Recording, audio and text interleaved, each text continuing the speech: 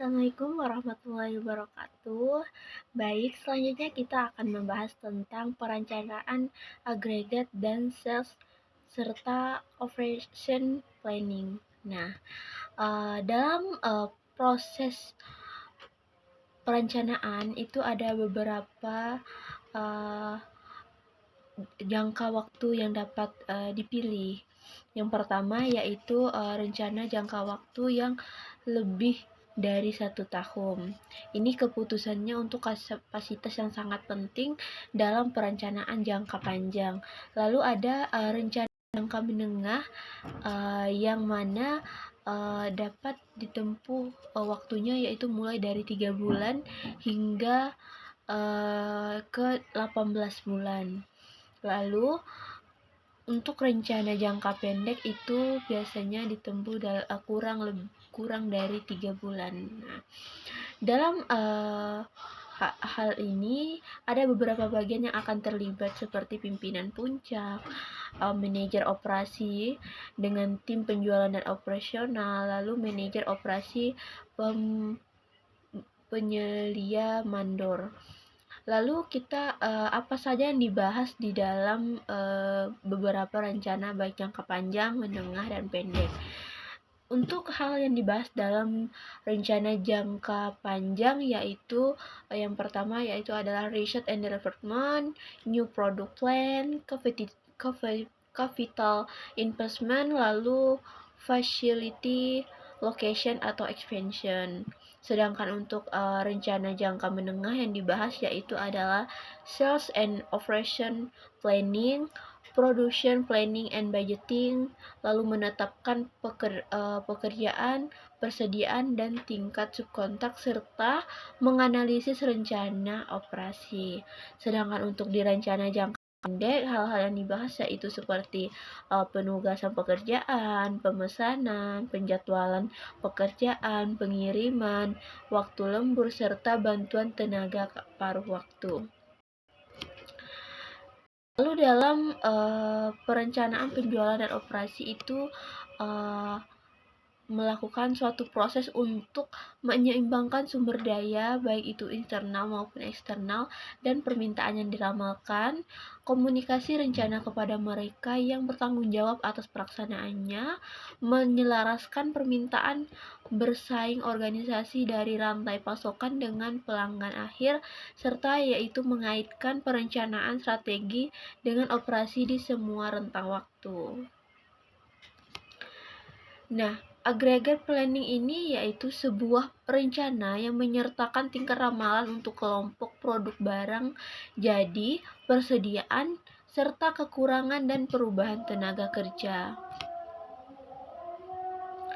Nah, di dalam aggregate planning strategi ini ada 5 pertanyaan yang perlu dijawab. Kenapa sih diperlukan diperlukan aggregate planning strategi ini? Yang pertama yaitu perlukah persediaan digunakan untuk mengantisipasi perubahan permintaan? Lalu yang kedua, perlukah perubahan diakomodasi dengan mengubah ukuran tenaga kerja? Lalu perlukah karyawan paruh waktu?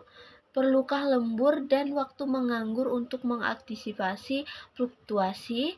Serta perlukah subkontraktor digunakan pada pemesanan yang berfluktuasi sehingga tenaga kerja yang stabil dapat terjaga? Lalu yang terakhir yaitu perlukah harga atau faktor lain diubah untuk mempengaruhi permintaan? Nah, dari 5 pertanyaan tadi yang kita sebutkan itu akan menuju kepada capacity option dan demand capacity. Nah, kita akan membahas apa-apa saja yang ada pada capacity option dan demand option. Yang kita akan bahas terlebih dahulu yaitu tentang capacity option. Yang pertama yaitu untuk mengubah tingkat persediaan, yaitu dimana untuk meningkatkan persediaan dalam periode permintaan rendah untuk memenuhi permintaan tinggi di masa depan. Lalu untuk meningkatkan biaya yang terkait dengan penyimpanan, asuransi, penanganan keusangan, dan investasi modal.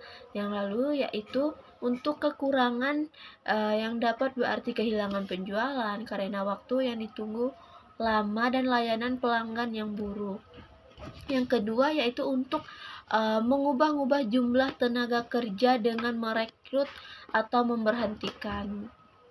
Ini dilakukan untuk menyesuaikan tingkat produksi dengan permintaan, biaya pelatihan dan pemisahan untuk pekerjaan dan memberhentikan pekerja. Lalu, apakah pekerja baru mungkin memiliki produktivitas yang lebih rendah, serta memberhentikan pekerja dapat menurunkan modal dan produktivitas. Lalu yang ketiga pada capacity option yaitu memvariasikan tingkat produksi melalui kerja lembur atau waktu kosong. Nah, ini memungkinkan untuk menjaga jumlah tenaga kerja yang konstan dengan mengubah jam kerja. Lalu, mungkinkah akan sulit ketika terdapat peningkatan permintaan sedang tinggi, serta apakah lembur bisa mahal dan dapat menurunkan produktivitas. Yang keempat yaitu subkontrak. Ini adalah tindakan sementara selama periode permintaan puncak. Lalu untuk apakah hal ini akan mahal untuk biayanya dan memastikan kualitas dan pengiriman tepat waktu, apakah itu dapat dilakukan dengan mudah atau sulit, lalu membuka pintu kemungkinan pelanggan akan ke pesaing. Lalu yang terakhir yaitu pada capacity option, yaitu penggunaan tenaga kerja paruh waktu. Ini berguna untuk mengisi posisi tidak terampil atau terampil rendah terutama di bidang jasa. Kenapa? Karena biasanya di bidang-bidang jasa seperti ini sulit digantikan oleh robot karena ada beberapa keahlian yang belum bisa kita ahlikan. Lalu untuk the main option sendiri, yang pertama yaitu mempengaruhi permintaan. Nah, di sini apakah dengan menggunakan iklan atau promosi dapat meningkatkan permintaan dalam periode yang rendah, lalu mencoba mengalihkan permintaan ke periode yang rendah.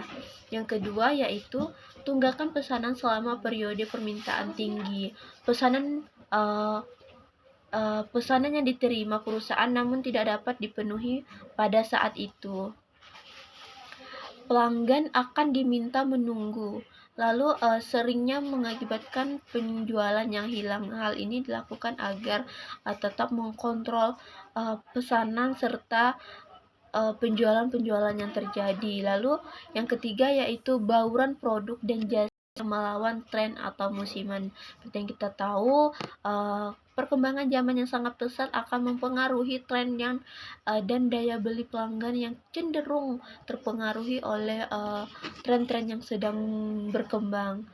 Kembaran produk yang melawan tren musiman itu dapat menghasilkan produk atau layanan di luar bidang keahlian perusahaan. Biasanya perusahaan yang cuman hanya bisa melakukan orientasi penjualan secara offline namun dituntut harus melakukan penjualan secara online.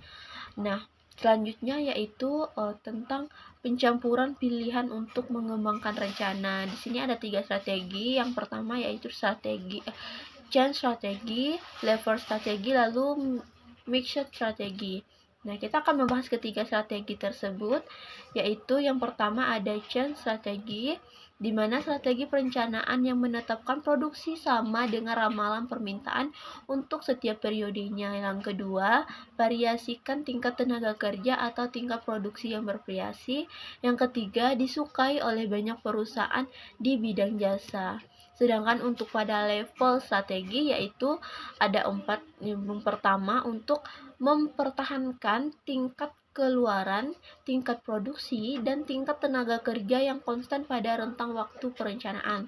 Yang kedua yaitu produksi harian yang seragam. Yang ketiga, untuk menggunakan inventaris atau waktu ideal sebagai penyangga. Lalu yang keempat yaitu untuk produksi yang stabil, menghasilkan kualitas dan produktivitas yang lebih baik.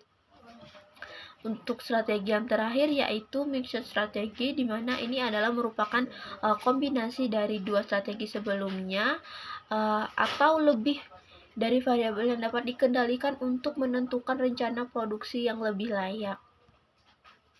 Nah, pada selanjutnya kita akan membahas tentang method for aggregate planning. Nah, di dalam hal ini ada tentang graphical method, teknik populer, mudah dipahami dan dapat digunakan serta hanya memerlukan perhitungan terbatas.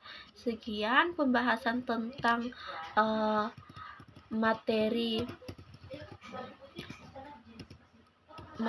perencanaan agregat dan and operation planning.